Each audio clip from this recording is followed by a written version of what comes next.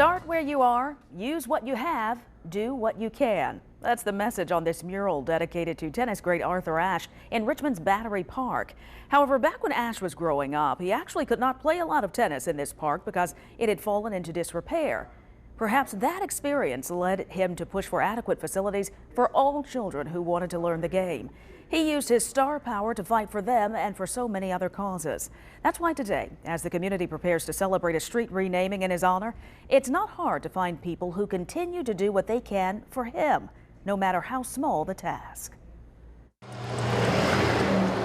The statue area does not have irrigation system.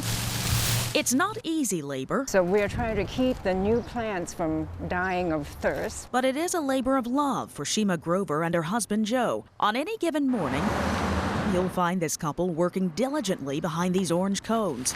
Watch the traffic. They really fly past here. Maintaining and adding touches of beauty to the Arthur Ashe Jr. Monument here on Monument Avenue.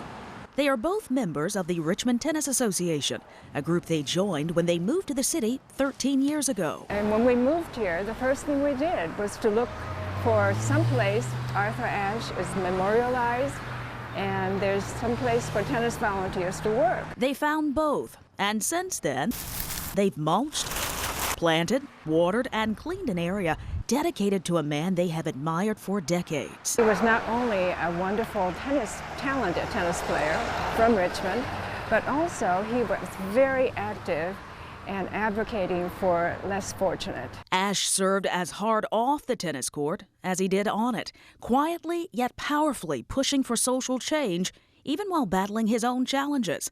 After suffering several heart attacks, he touted the importance of heart health as the national chairman of the American Heart Association.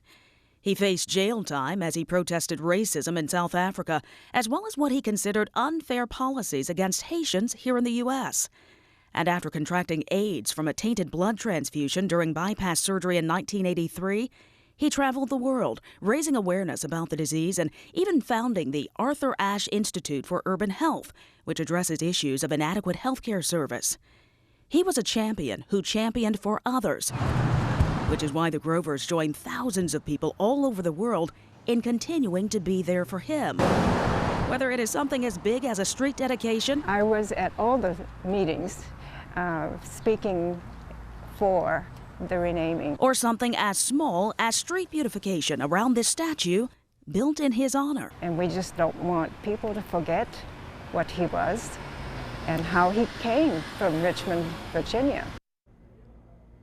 The three-day celebration of the unveiling of Arthur Ashe Boulevard begins tonight at 7 o'clock with a social justice forum at the Virginia Museum of Fine Arts.